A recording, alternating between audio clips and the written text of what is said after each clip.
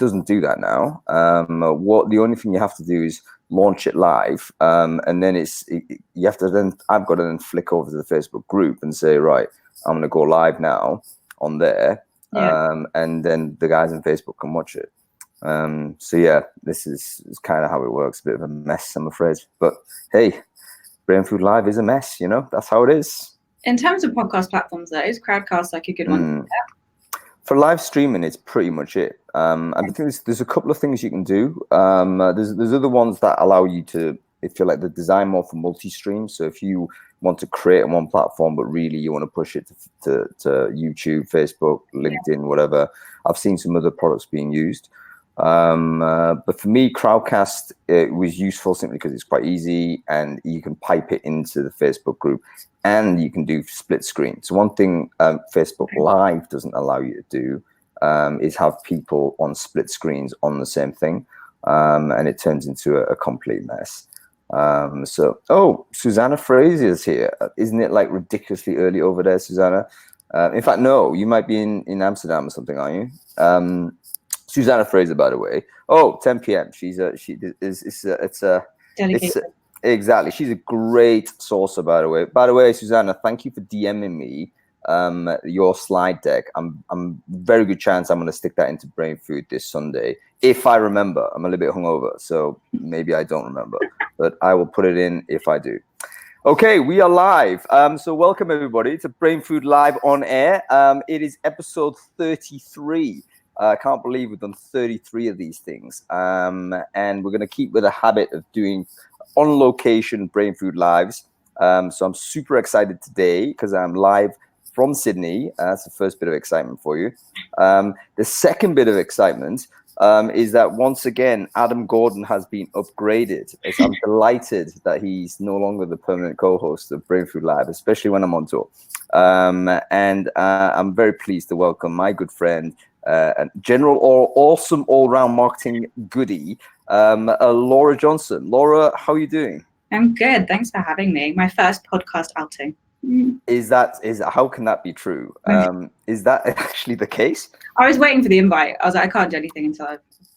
I see. Yeah, Brainfood Live has to be the initiation for people. Right? I totally agree. You can't go on any kind of media unless you come on here first. Anyway, Laura, great to have you on. For the people who don't know you, I just wonder whether you might share a little bit of information about who you are and what you do and who you do it for. Yeah, sure. So I'm a head of marketing at Past Technology, which is background screening. We've been in the UK for the last few years. We've just opened the office in Sydney. So I've been back in Sydney for 12 weeks, opening the office here. And Hung very kindly has been helping us out with some events this week. So we did a lunch with Rich and the guys at SmartRecruiters on Wednesday. And then we did a great event with Job Adder and the guys last night. So yeah, it's been a good week. It was a great event, wasn't it? Really enjoyed it. You know what? There's so many smart people in this city, and there's so much interesting, so many interesting recruitment projects as well as recruitment tech. So it's definitely one of those cities that's right up there. From the Brainfood audience, it's always been one of the top 10 cities in terms of numbers of people that subscribe to the newsletter. Wow, that's and yeah, there's about 300 people subscribe to it from here. It's great. Surprised me, but it's great. And I just wonder whether, so obviously people who sign up for a newsletter is no barometer as to whether this is a go-ahead city or not. Yeah. But if you look at the top 20 list of cities that are on there, they are all of the metropolitan centers that you might anticipate to have great HQs, great TA teams, and all the rest of it. So I'm very pleased to say Sydney is in the top 5, I think, and more importantly, ahead of Melbourne. So, Melbourneites need to step up the game and subscribe into Brainfood, I'm afraid, but Sydney is starting to track further forward. Anyway, we're in Melbourne next week. I am, yeah. So we're going to do this in Melbourne. We've got Ross Clement there and other folks that are going to be on the Melbourne side of things. So it'd be cool to kind of do the triple in Australia. Yeah. Anyway, Laura, quick one. We always start with a review of Recruiting Brainfood issue 156, I think it was last week. So the big question is, did you read it? And if you did, anything interesting that caught your eye?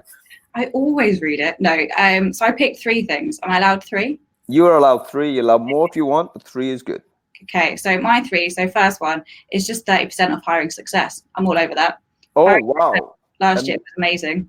Cool. I One of my see. favorite conferences. Yeah, you go straight in to get the discount. I'll tell you Absolutely. something. Yeah, I'm going to give them a plug right now because they are not only giving me a 30% discount, but they also now is on the super early bird. So if you ever think this is a double discount, really, yeah. So if you think about, you know what, I'm going to go to San Francisco and check out this conference, check out the event right now. That's definitely worth you doing. Yeah. The guys did amazing last year. It was great, and the best conference food I've ever had. Just you know what, super important. I was at a conference earlier this year in Tallinn. A brilliant conference, great content, great speakers, etc., etc. You know what? The only thing people were talking about was the food. It's like recruiters are very basic creatures, you know.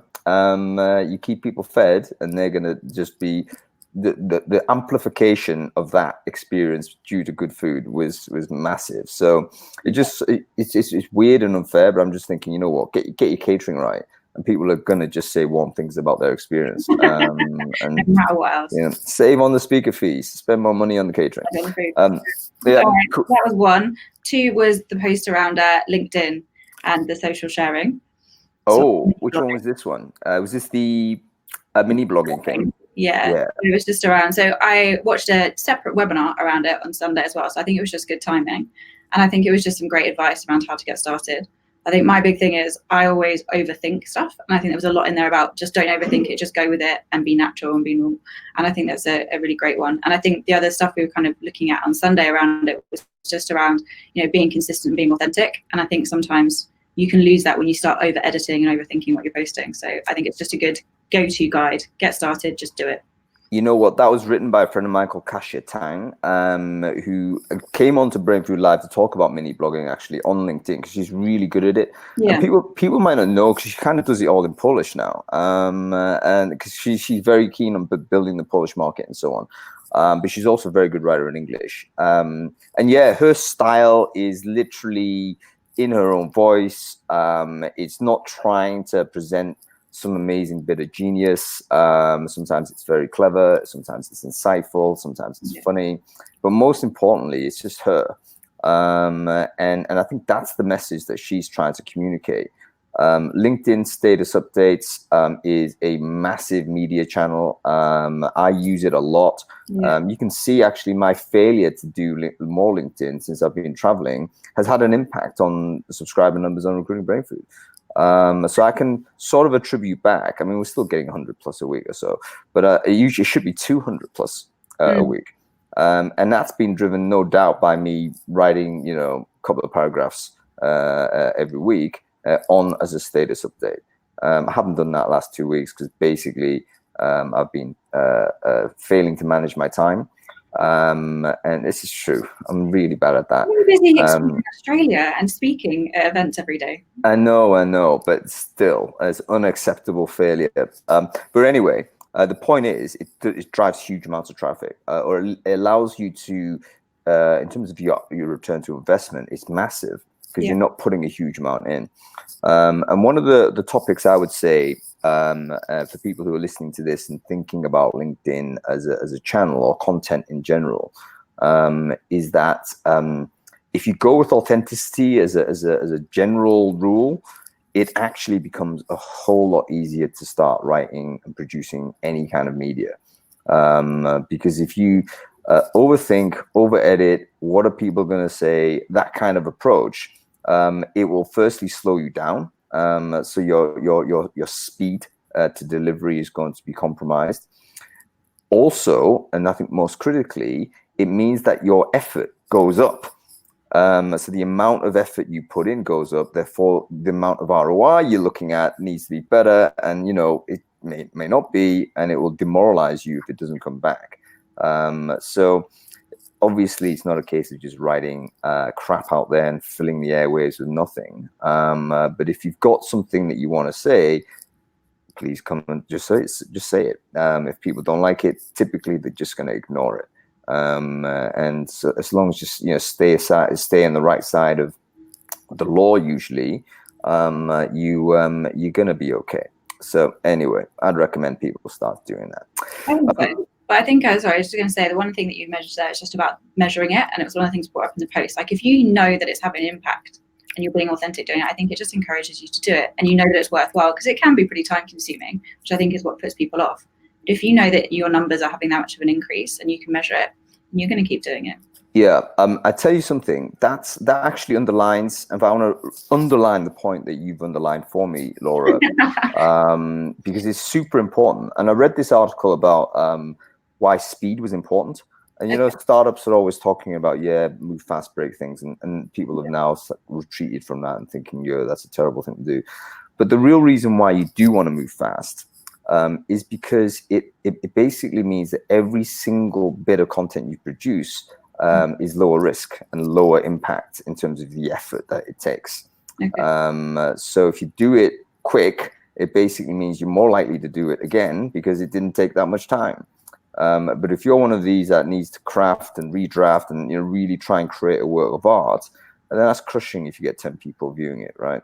And you think, what is the point? But if you keep getting the stuff out at reasonable rate, reasonable volume, then I think it'll lower the cost to you, and it should increase the return as well. That's true. Good point. Okay, third one. Go ahead. Was the next piece around UX design and where to get started.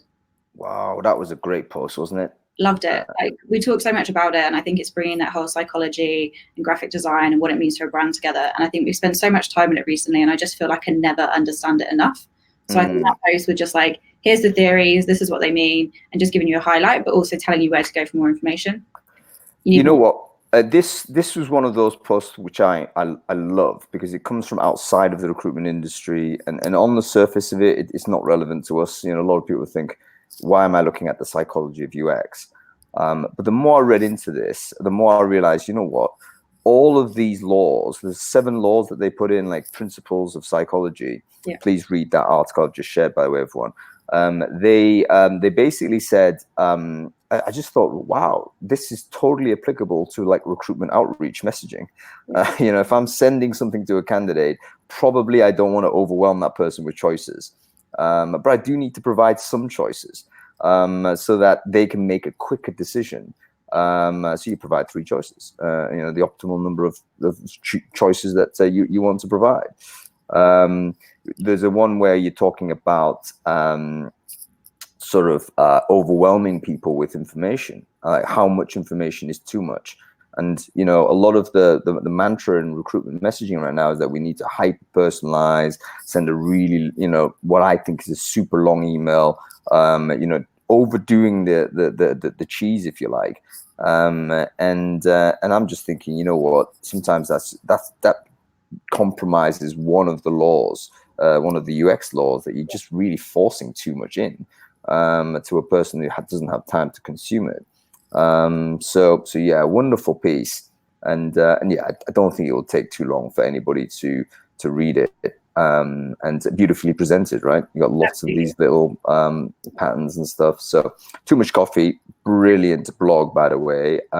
So I tend to put stuff from Too Much Coffee into Brainfood, so go direct to source if you can't be bothered to subscribe to the newsletter.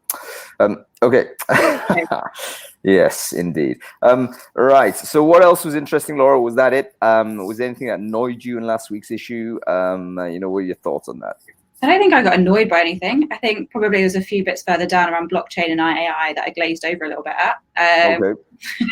But that might just be my brain capacity for those things.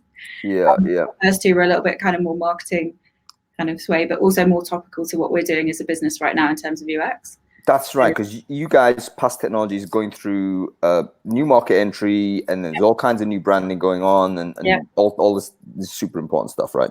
Absolutely, yeah. So we just launched a rebrand, so then it's a case of relooking at everything from a UX point of view. But I think just obviously, the more you learn, you're always tweaking UX, aren't you, in terms of the feedback we're getting, but also data and everything. So it's great to just try and understand it a bit more and get my head around it. Can you, as a person that's always struggled with branding, and you can tell that by the state of my logo right now, it's literally a cartoon image of my face. Really good agency, I can hook you up. You know what? Compliments to the designer, by the way. I think designer did a great job, but I'm just conscious of the fact that this looks like super egotistical. So, Past Technologies recently had a new logo, right? Can you tell me, like, what was the process behind you choosing that? I mean, how did that work? Was it scientific, or was it literally, you know what, I like the look? So I think, like, when you think about branding, don't think about logos is probably where to start. Like, everyone thinks that, but the reason we did it wasn't just because we wanted it to look a bit better, like that is really nice. It was about the fact that we'd launched into global offices, we've grown a lot as a business, we've changed a lot as a business in the last few years. So it was really more going back to who we are, what we stand for, what are our values, and how we want to grow. And it came down to a lot of kind of culture and bringing everybody on that journey. And that was the biggest bit of the rebrand. And it was a lot more about internal comms and talking to people about what we stand for now and what we're trying to achieve.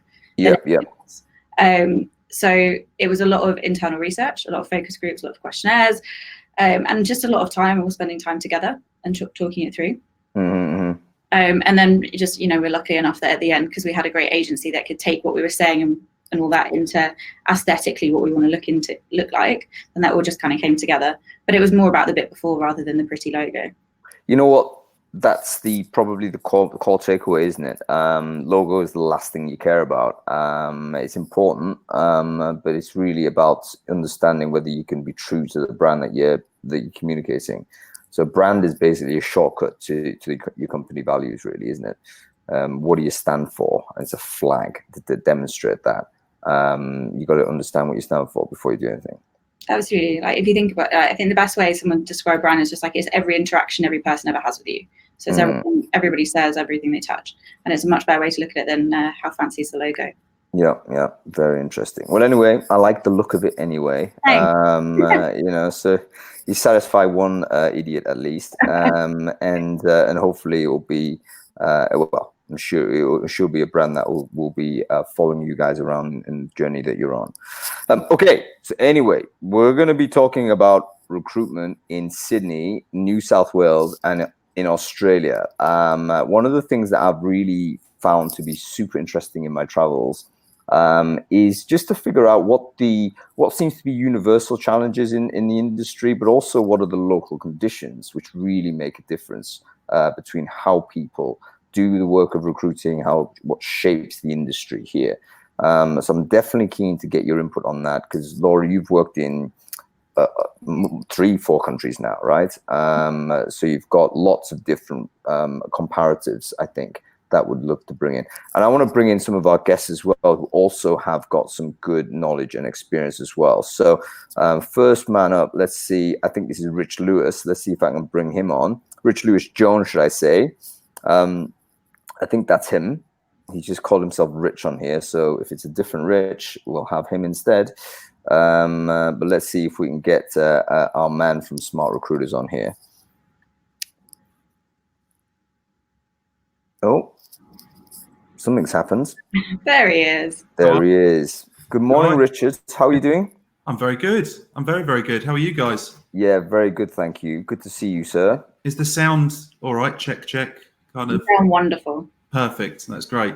Some good insights there from you guys. I actually, just to add to back up Laura's point, the UX Too Much Coffee article, I particularly enjoyed, having worked at Boston Consultant Group and setting up their TA function. Yep. And then working with ventures and hiring for ventures there, and looking at ethnographic research, strategic design, human-centered design, and just thinking about the UX of a product or a service before launching into market, and the difference that can make if you actually put the investment in time to do that properly, was really, really good. So that's a great article. You know what, Rich? I just want to touch on that a little bit more, because one of the things that we don't think about in recruiting is the UX of the inbox of the candidate that we're dealing with. We just think, let's push an email into this guy's inbox, and we're not thinking, how does that impact his day or her day? What is the experience that are we generating with this message? How long are we forcing this person to spend time reviewing our intrusion, right? All of these things we don't think about. We just think, let's push some marketing chat at him, or let's push some sales chat at him or her, and let's see whether we can get some sort of conversion. it's also with hiring managers, right, as well. How many notifications are you sending them on a daily basis to remind them to give you interview feedback? It can be, you need to build bridges, not burn them. So it can be quite interesting. So yeah, it's certainly something to think about. No, an interesting point again, Rich, because you've just reminded me of one of the many crises I had when I was working as a head of TA or as an internal recruiter. I say head of TA, but I was the only person there, so it's an overly grandiose title. But anyway, I remember one time when I was recruiting for a startup in London, rapid growth, classic, hire as many developers as you can. And I remembered how difficult it was to recruit those developers then. And I finally found the person. And the CTO, I thought, right, this is a guaranteed placement, guaranteed hire into the company. And I remember the CTO actually leaving the interview after 20 minutes of it starting. And that dreaded thing where you see the hiring manager walk past your office, you think that's not going well. And he stopped me, and I said to him, "Hey, man, what happened? This looked like a great candidate, yada yada yada." And you know what he said to me? He said, "Hong, listen, I'm really sorry. I had to cut the interview short because I don't have time to do this interview. I really don't have the time to conduct this interview, and I had to reject the candidate and get out of there." And oh my God, this is what happened, right? So as a recruiter, I was like fuming. It's like, do you not realize that I've put all of this work in to get this person in, highly valued person in the market? We're not going to see him again as a candidate. We can't bring him back. He's off to somewhere else. And I was furious for a moment. But then I stopped and thought, you know what? There's nobody more interested in hiring for his team in this business than the CTO, the hiring manager, right? He wants it more than me, really. But I had created an experience for the hiring manager which forced him to make this impossible decision between doing this interview and doing his job. Don't blame yourself. No, it's totally my responsibility, man. Right. Because I had basically created a recruitment system which produced too much assessment load for the hiring manager. Right. I was asking too much from the hiring manager because he couldn't do it. He literally couldn't do it. And going back now and know the history, it was totally right he couldn't do it. We had a crisis that needed to be plugged. But how do you, the way I think about something like that though is, if he'd have spent another 20 minutes with that candidate and then said thanks, but no thanks, and then you don't have time, what about the impact that would have had on your brand as a person, your brand as a business? I think, one of the mindsets that I always had when I was in TA is I want to make sure that every candidate that either walks through our door, speaks to me or a hiring manager on a phone, or even gets rejected at the application stage, knows where they stand and has some form of positive experience. Because especially in that London community, when all that candidate needed to do was go to Silicon Drinkabout or something like that, and go and talk to however many thousands of developers that might have been at that, and then just spread the word that Hung Lee is. I'm joking. the accurate assessment that Hung Lee is incompetent at this. No, I totally get what you're saying, and Mark has stepped up as well to hammer the CTO. I get it. You speak to anybody now and looking at this, and you think, right, the hiring manager is at fault. What I'm trying to say is, the responsibility is ultimately mine because I'd engineered a situation which caused this hiring manager to fail. I should have understood the schedule better. I should have understood the business better, and more importantly, I should have engineered the recruitment system that didn't ask for the hiring manager to do too much work on the assessment side. So we flipped it. I mean, basically, we just changed the way in which we assess candidates, and we didn't do the sequential, technical interview, face-to-face interview. We just didn't do all of that because we realized that actually increased the assessment load for the hiring managers to the point where we couldn't tolerate it. And we subsequently become a much more successful business recruiting those people. But the bottom line is, it's about the experience that we give to the people we interface with and getting some design thinking, some of this UX understanding. You can apply it beyond the logos. You apply it to how people experience your relationship. Yeah, it's interesting. You've got brands out there, small and large, that I've been in conversations where people are turning around and saying, when a candidate applies for a job at our business, how do we automate it so that we don't have to speak to them until they start on day one? And that's everything from assessments, video interviews, automated interview scheduling, all that kind of stuff, chatbots at the screening stage, culture assessment tools, all of that.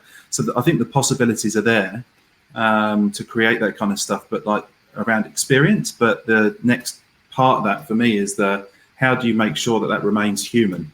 Or how do you humanize technology or use technology that is human-led, that human-centered design to be able to deliver that experience? Otherwise, it's just like people turning up for work on day one asking for Olivia, and that's a chatbot. I mean, I get this. I get it as well, you know. Yeah. But at the same time, I would also say we might overestimate how much people want to deal for the people. Like one of the controversies we often see is that we believe that over automation is necessarily worse than having lots of humans in there. But we've had lots of humans, and recruitment is a horrible experience for people. You know, I remember there's a tech startup out of Sweden, which I talk about all the time, and I'm going to talk about them again. This is Tengai, the animatronic head. You know, it looks a bit like me. It does. It does. Now, the reason why I like these guys, firstly, is because they've literally gone for it. You know, forget about automation and all this fake software. No, they've actually got a puppet, and it's going to talk to you. You know, they've got a robotic thing. It's there. Surreal. It's surreal. I had the same reaction as everyone. It was like the WTF reaction. Like, what on earth? How is this ever going to be a great experience? But then I listened to what the thinking was behind it. And the thinking is simply, we want to provide candidates with the option of speaking to the robot instead of a human. Right. Because there's going to be some people that might prefer that. Even if it's one person that might prefer that, having the option is a good thing. And then I started thinking, who might prefer this? And it turns out you think people who've experienced prejudice, let's say. You're an immigrant or an asylum seeker in Sweden, you're trying to get a job. Would this person prefer to speak to a robot or a Swedish person? What about someone who is not comfortable at interview? Of which there are lots of people, right? Yeah. We think that because we're recruiters, we're in here, marketers as well, we're very comfortable face-to-face, etc. For us, natural environment. But you know what? I would imagine a lot of people are horrified by the prospect of having to meet with somebody they don't know and then sharing quite intimate work details. So then I start thinking along these lines and thinking, you know what? It's no harm, no foul. You've got the option. No one's being forced to speak to this thing. Yes. Candidates have the choice. You choose one way or the other. And there's a bunch of people choose to speak to the robot. Yeah. It'd be a totally different experience if it was someone that was making redundancies and it was a robot.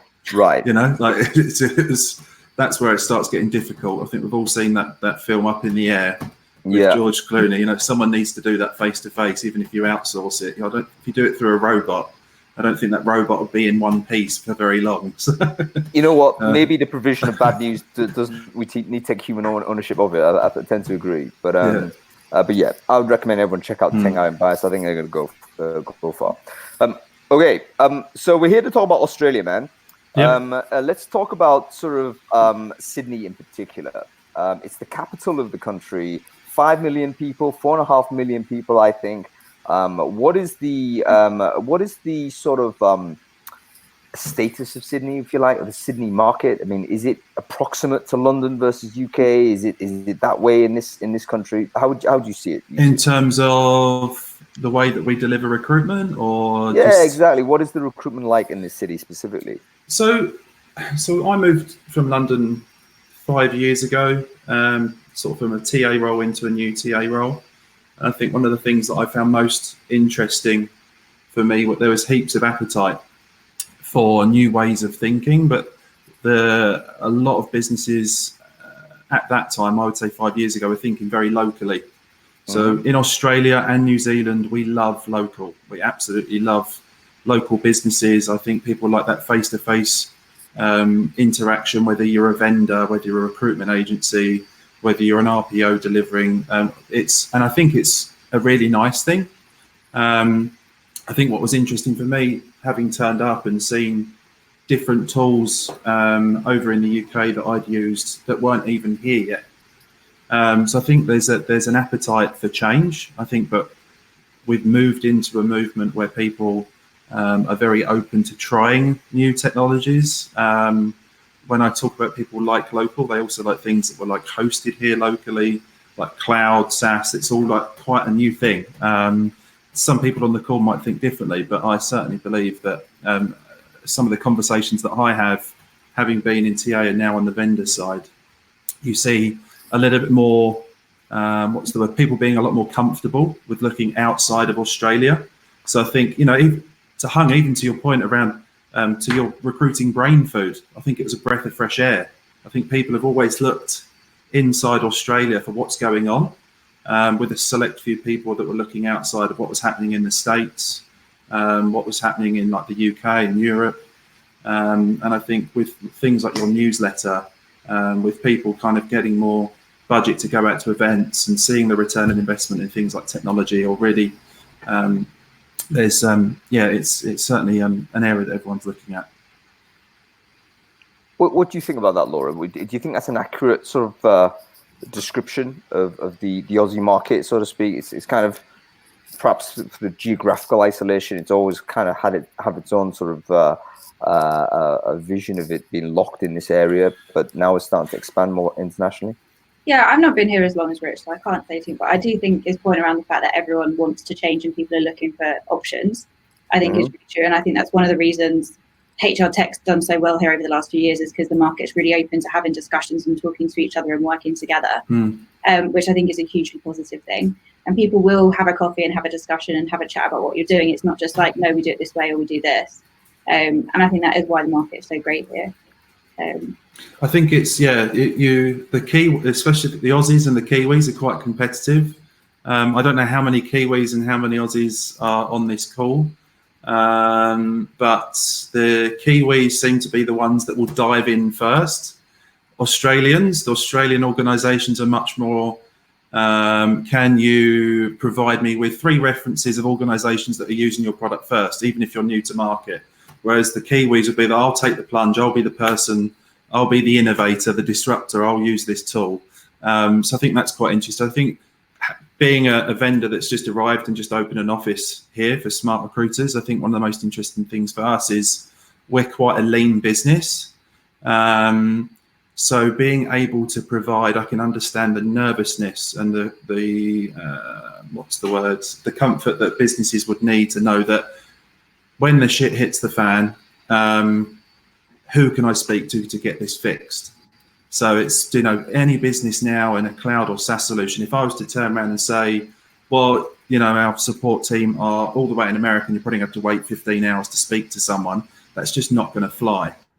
Like last year, LinkedIn, or it was either last year or the year before, LinkedIn posted an article about the most in-demand jobs, and customer success managers came in above data scientists and engineers. I think it's great. Yeah, and I think in this market we are so demanding, but quite rightly. Yeah. People want tech and they want it to work, and I think it's because businesses are becoming really passionate about candidate experience, about employee experience, and I think making sure that you've got the technology in place that does that, but when it doesn't work, that there's people there that you can speak to, not necessarily immediately, but there is some form of really solid, comfortable SLA that they can actually respond to. And I think that's absolutely critical here. We wouldn't have a business if we couldn't do that. And there's so many good startups, so many HR tech tools that have such great local teams here. And I think a huge part of their success is not just about their product, it's about their actual customer success and their post-sales organization. It's huge. I think on that, like if you can go onto a platform and be able to put your credit card in and buy a platform, like straight up and use it, but then you can't get help if something goes wrong. Like people are going to get paid, and rightly so. So your support needs to match however easy it is to buy your product and use your product. That's what we expect. Like in general, and I think people are getting more demanding just as access to information comes quicker and easier. But just having, like you say, it doesn't necessarily mean that there's a person all the time, but they need some information or something that people can help themselves, and then you've got a decent SLA to get back to them. Yeah, absolutely. And I think on the recruitment agency side, part of me, having moved here 5 years ago, wish that I'd moved out here to do recruitment agency, because people are so friendly here. Like, amount of times during the recession in London that I used to ring people up and say, can I have a coffee? I think I got told no about 200 times a day. Here, everyone's like, yeah, sure, you can buy me a coffee, you can buy me lunch, and you can go there and have a decent conversation. It's very relationship led here. And I think if I was on the recruitment agency side, you'd kill it here, right? Big Billa, Rich Lewis. Yeah, I should have moved here a long time ago, but no, it's fine. It's all good. Indeed, but no, it's great for that. I think, you know, businesses are really open to meeting with RPOs, meeting with agencies, and really opening up. Those that don't open up to the agency, I like to, rather than call people a third party, it's a third arm of your business. You need to actually communicate and build a relationship with that person or that product or service as if they're a part of your business. If you don't do that, it's just a ticketing system. Do not expect great results. And I think the agencies feel that, vendors feel that, everyone's kind of benefiting from that kind of thriving environment that we've created here.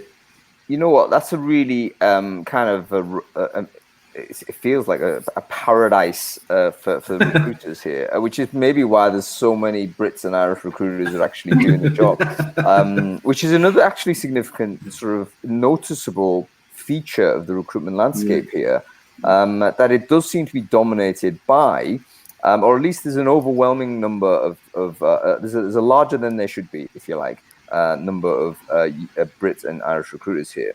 And I wonder whether that is because people have seen that, you know, it's a market that needs a little bit of or at least, you know, I wouldn't say it's an easier market to sell those services in, but perhaps the style of operating in the UK might be very suitable for the market in Australia. Yeah, a few other reasons that we're all here rather than the UK too, if it helps. I think I'm going to actually invite on a local recruiter now, actually, who might be able to give us a little bit of insight on that as also. This is Mark Mansour. I'm not sure whether he's actually going to be on the mobile app or on the desktop, but Mark, I've just invited you, so check out whatever email you've signed up on, and hopefully you can come in. If not, we can try again. Oh, there he is. Mark, how are you doing, sir? What is happening, people? How are you? Good. I find it hilarious that you're running a recruitment brain food session on the Australian market, and you got 2 POMs as your guest. Right? The irony is ridiculous. Yeah. This is why we need you, man. This is why we need you, Mark. You are our token Aussie. My ear repping the Aussies. That's it. So, sorry, Mark, having heard what Laura and Rich said about, you know, how the Aussie market looks from their perspective, they're also Brits and also vendor side as well. I just wanted to get your view as a person that's obviously born, bred, and worked all the way through in the Australian market. How do you see that characterization, and have you got anything to add to that? No, like I was trained up by Pommy recruiters, and they came, you know, fresh out of the London market. And for me, that meant there was a lot of opportunity to see growth and ways to improve things because, you know, to Rich's point, the Aussie market from an agency perspective is massively relationship focused, right? You get in, you build good rapport with people, you can do some great things, but at the same time, there's a lot more visibility now when you're looking at the likes of, you know, LinkedIn, everyone's visible, right? What I'm seeing is the difference between the agencies I've engaged with and the ones that I won't engage with are the ones that try to go that step further and engage with the brand that I'm representing, right? So, mate, yesterday I had a call from an agency on my mobile and the guys just jumped straight into a pitch. And I'm like, wait, hold on, just one second. You're calling me to see if you can recruit for me? Says, yes. I'm no longer at that business, mate. You know, it's go. I said, but you know, word to the wise, don't call them like first time you're reaching out to someone. Call on their mobile. It's the worst thing you can do, right? I don't know you. You've not sent me a text. You've not, sent an email. You've not. There's been nothing. So yes, very relationship driven. Yes, always happy to go catch up for a coffee, but don't pitch on the first date. It's that dating analogy.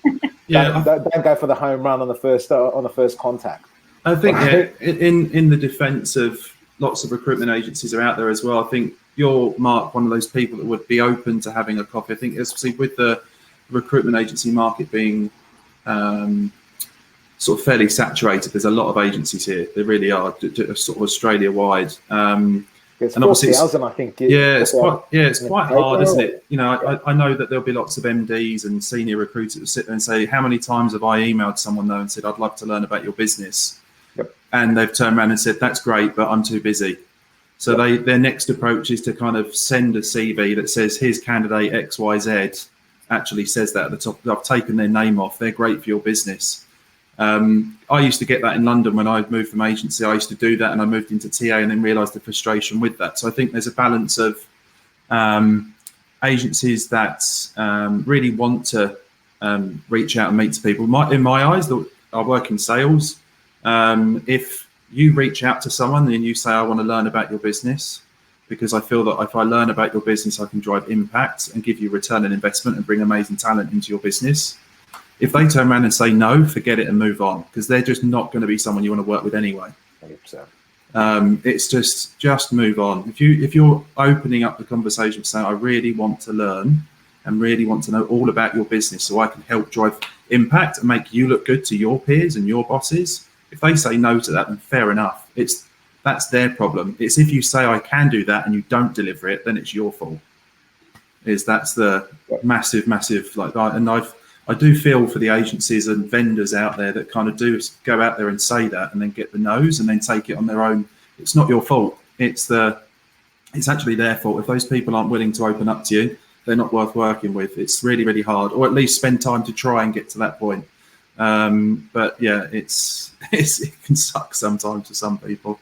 I just want to address a comment that Jason has mentioned there, and he called it's called a cultural aversion to calling. Do you feel that's true in Australia, in the sense people don't want to pick up the phone? And is this the reason why there is an overwhelming number of Brit recruiters here? Because maybe they've been trained down now for an outside line. Well, hang on, I'm not sure if you're aware, they changed the migration legislation here in Australia. It was probably about 12 months ago. That's right. Which meant there was a huge difference in terms of the salaries they were offering. Back in the day, they used to get away with hiring people from the UK for 60 to 70K as a base, and now they've got a minimum requirement of 90. So that means OTEs are down a little bit, and there's a few perks that used to be had that are no longer available to be offered. So it's tougher for to hire people from the UK here unless they've got a visa, and they're exceptionally good.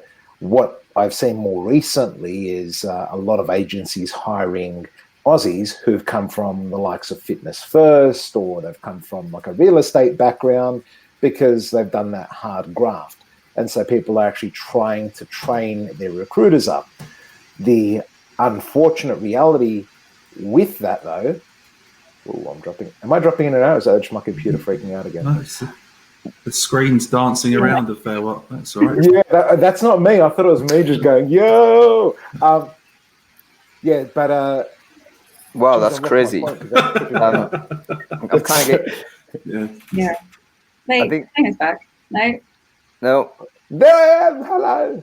I tell you what, Mark. That's what happens when you subscribe to the NBN. It's a wonderful product. Yeah.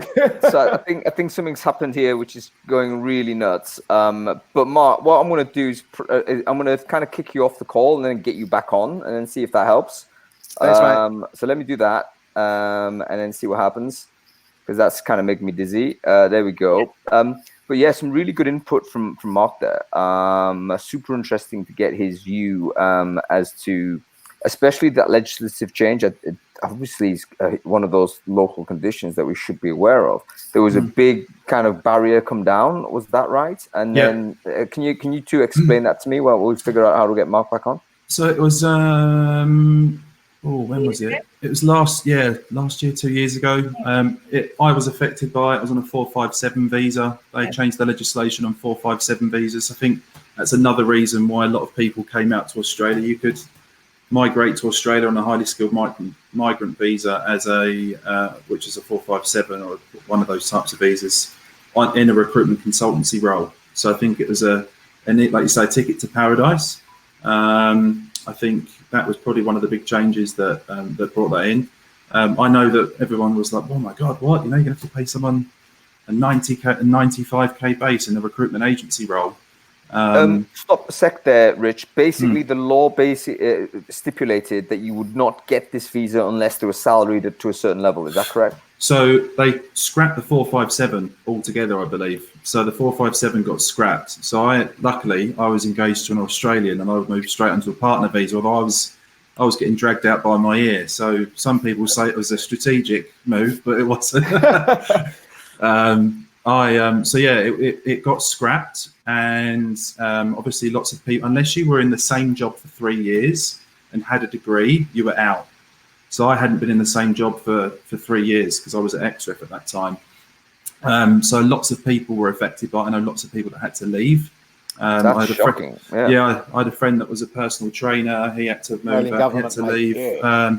So it was tough. But I don't know what the new visa was, but you could bring them in at 90k or above.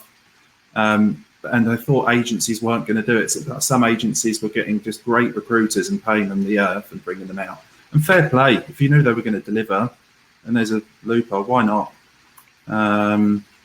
It's one of those things. But to be honest, I don't think the Australian recruitment agency market has taken a hit in that sense, has it, Mark? I wouldn't say it's not like everyone's gone, oh my God, now all of a sudden no one can hire.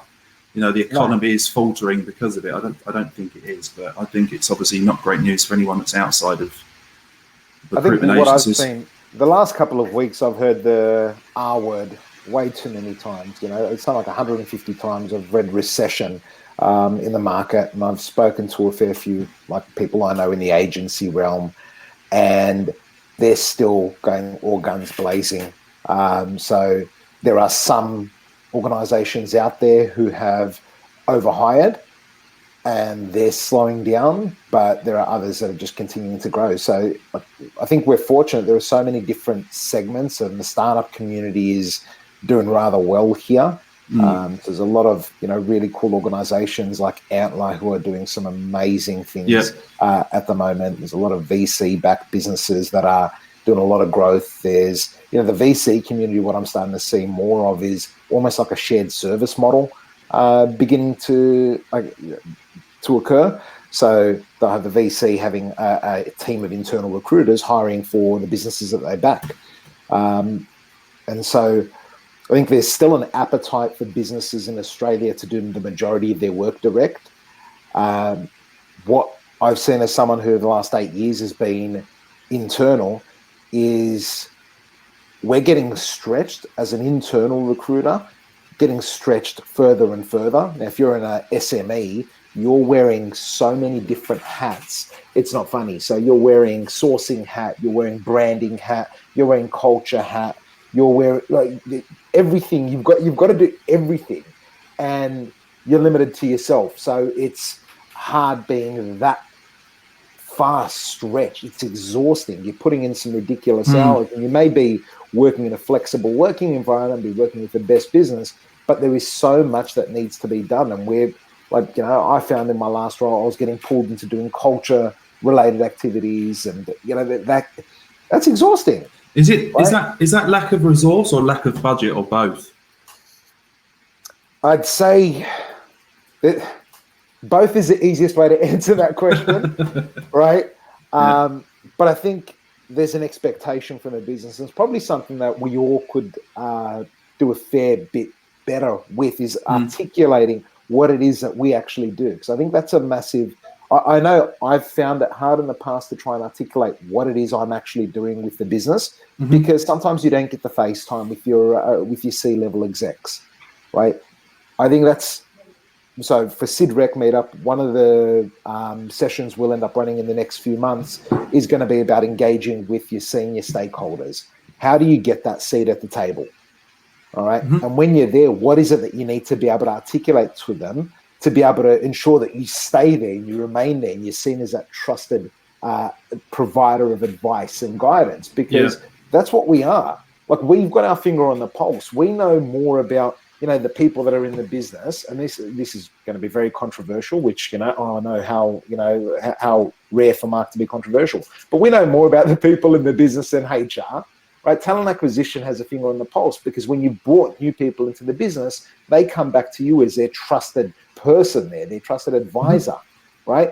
And so I know I can speak on my behalf. When I've had people join businesses, when I've hired people and sourced them and brought them into the business, I stay in touch with them. We catch up for coffees, for lunch, and you hear about how they're finding things, right? And that's amazing, but the business won't take the time to sit down and converse, right? Because the business is always busy. But is that come just from personal experience and kind of what we're doing at SmartRecruiters? Is lots of people can view, especially CEOs, CFOs, view TA, HR as a cost center. And that's generally speaking because they'll turn around every year and say that this is the budget that I need for tools, hiring, advertising.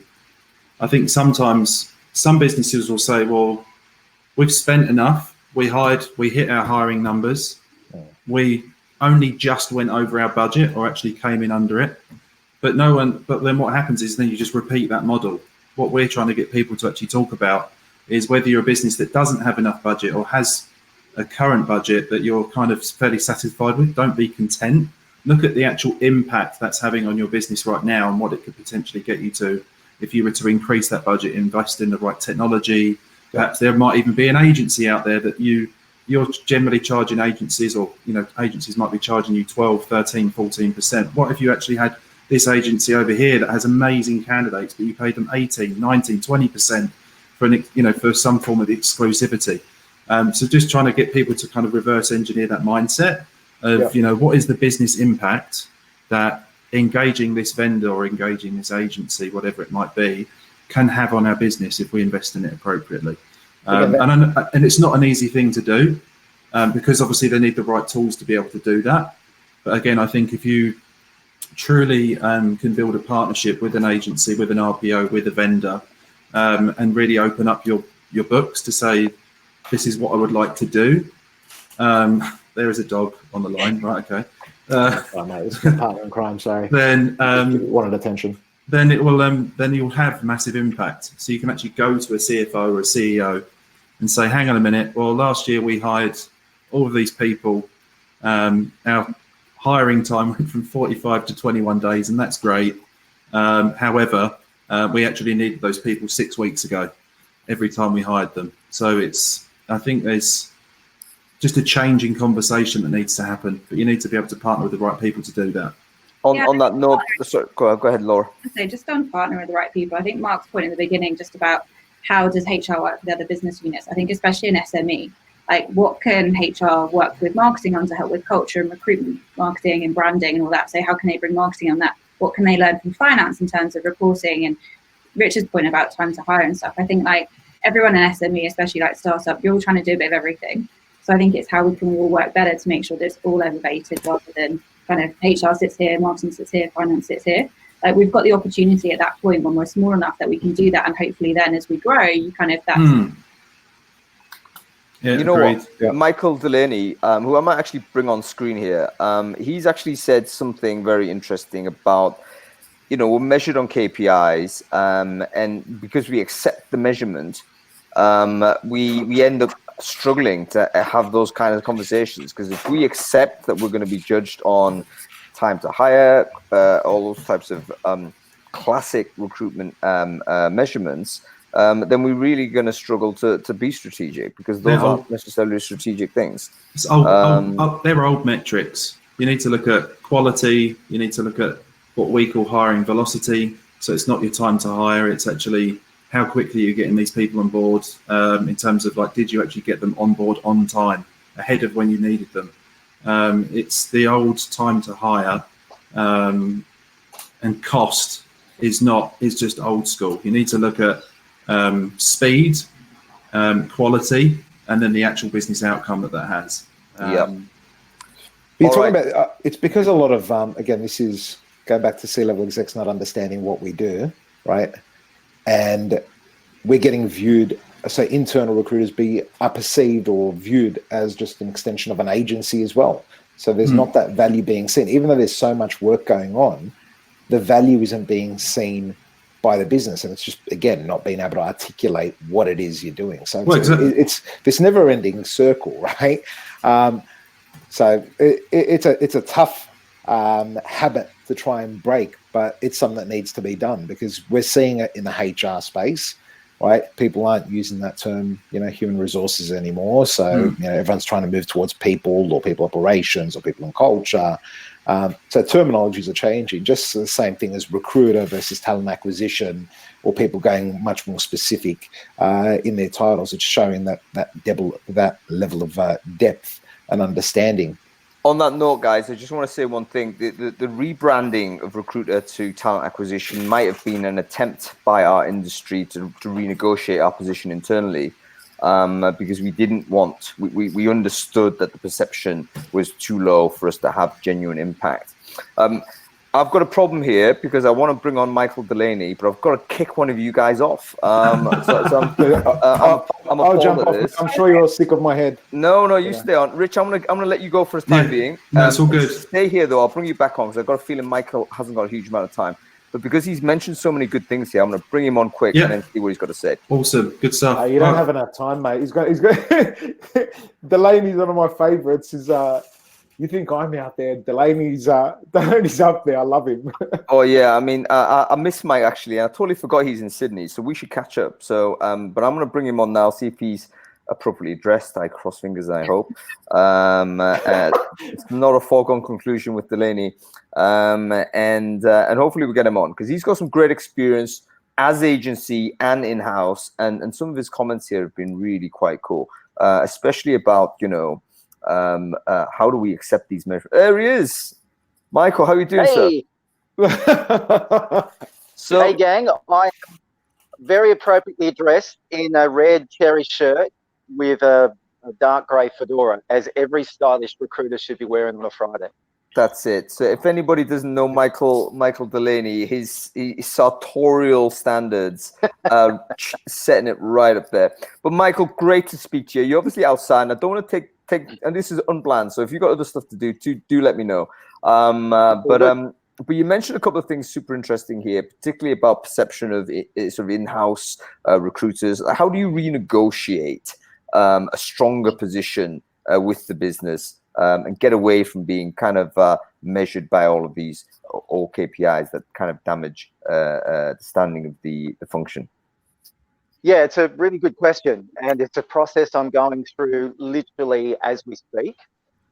So I've worked startups since 2007, and so when you get brought into a startup, it's just hey, do recruitment, hire a bunch of people. And in this current role I'm in, I did that for the last 18 months. We quadrupled in size. Everyone was really happy. But the GM I discovered had zero idea of what I actually did. So I had to sit down with him and walk him through literally step by step everything that I was doing for him and his business. And once I started to put it in business rationality, in terms of, the projects that we weren't delivering on because of headcount, the cost to the bottom line of the business, the schedule boards, the latency on delivery, I had to speak his language. And so I didn't even use talent acquisition or any terminology like that. I had to use his physical business terms. So it was about productivity, customer outcomes, customer experience, and the metrics underpinning his business, which I then just tied hiring and people to. So we went right away from anything. I mean, my role covers, because I'm in an SME, I do training, I do onboarding, I do coaching, I do bid preparations. So I'm in a slightly special situation in that result. But I think as a result, it's really given me an insight into what the business is trying to achieve from its numbers. And then I just found ways to dovetail myself onto that. Yeah, I think that's a critical point, isn't it? Like we're kind of locked a little bit into our own terminology and our own way of thinking about things. But actually, if we really want impact at the C-level, we have to learn their language and operate with them. So great that you shared that example with us, Mike. If you've got a young recruiter out there, and because oftentimes recruiters do come in at a fairly junior level, and they're often the one person in a business before it grows bigger and you need more. So they're used to operating at a lower level. What advice would you give if they heard that and thought, that's great, Mike, but can you give me some like quick how-tos? Like, how do I get better at speaking to CEOs? What would you say to that person? So there's 3 things I'd suggest they do, because everything should be done in 3s. So the first thing they need to do is understand their business model, as in the business they work in, right? So if you're a retail shop, what does the shop actually do? How does it make money?